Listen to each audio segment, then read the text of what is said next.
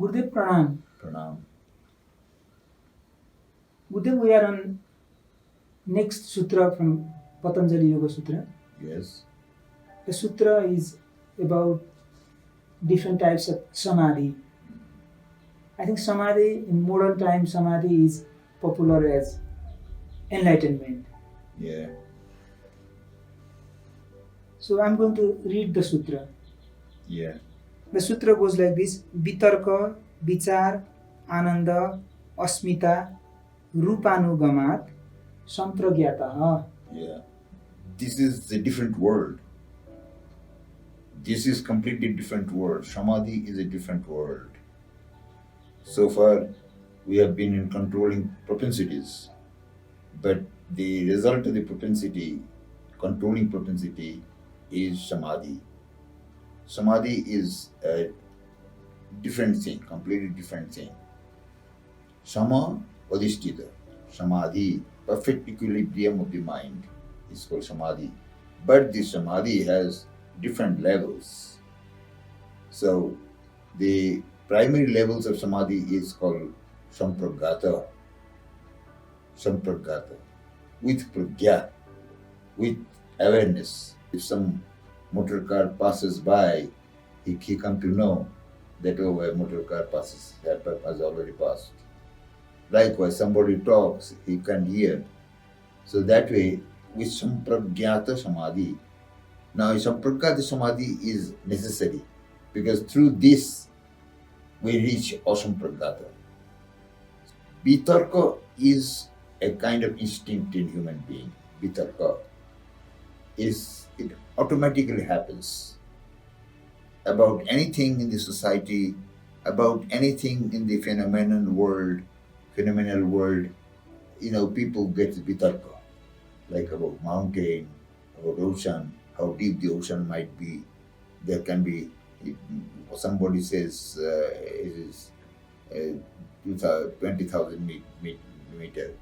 Somebody says, no, it might be about 20 meters.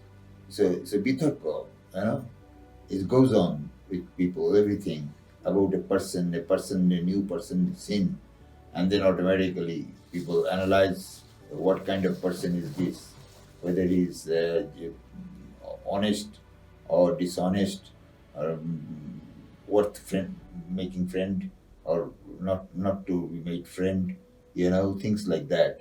So many analysis comes on vitarka. So, but this bitarka also, the samadhi, as we have said, the samadhi is absorption. The absorption of the mind.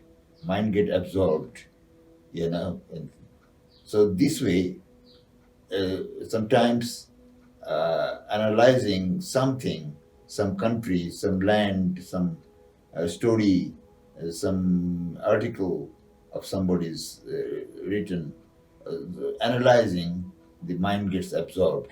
So that is Sabitarka Samadhi. Then comes Sabichar Samadhi. Bichar and Bitarka has some difference. Bichar is analyzing the things. Bichar is understood but not analyzed, but it is analyzed. So when we analyze the element, then Samadhi might come. Certainly emotional feeling might come, and mind gets absorbed. Ananda is the source of life. Ananda Rupam Nita Jajjad Vibhati. Wherever you see, whatever comes, gives up in my mind, before my sight, should be full of joy. Whatever comes before my sight should be full of joy. Asmita, with individual, that I am such and such poet, and I am a writer, I am this, I am a painter, or my property is so much, my children are such. So I think Asmita connected to Aham, there can be Samadhi. So this Asmita. And the last one, Roop. Rupanugamat, Rup is famous. Saruk Kusajya Samippa Shastri. This is also Vaishnava in philosophy, Vaishnava philosophy. This 5-6 kind of samadhi, this all connected with Roop, the form. you know, and the world is moving with Roop. Mm. Everything is with Roop. Roop impels people to do things, you know. Roop is very motivating force. A boy is completely enchanted by the Roop of a girl, you know. So Roop is so a dominating factor. So from the Roop comes the Samadhi also. In our day-to-day life, sometimes if we watch an interesting movie or an interesting drama, we forget ourselves. Yes. This is also just A kind of Samadhi. spark of samadhi. It's a kind of Samadhi. Hmm. Many people have Samadhi, but they don't know. So this is unknown samadhi, or how should we understand that? Sometimes known Samadhi, sometimes unknown Samadhi. Samadhi, those who know about Samadhi, they understand that I was in Samadhi. But those who don't know about Samadhi, they cannot understand. And how to divert this to spirituality? We are watching football match, and sometimes we forget and we become one with the player who is going to make the goal. That time also we are oblivion of ourselves. We forget ourselves. So these are vitarka, vichar, ananda, asmita. How do we divert these all samadhis to spirituality?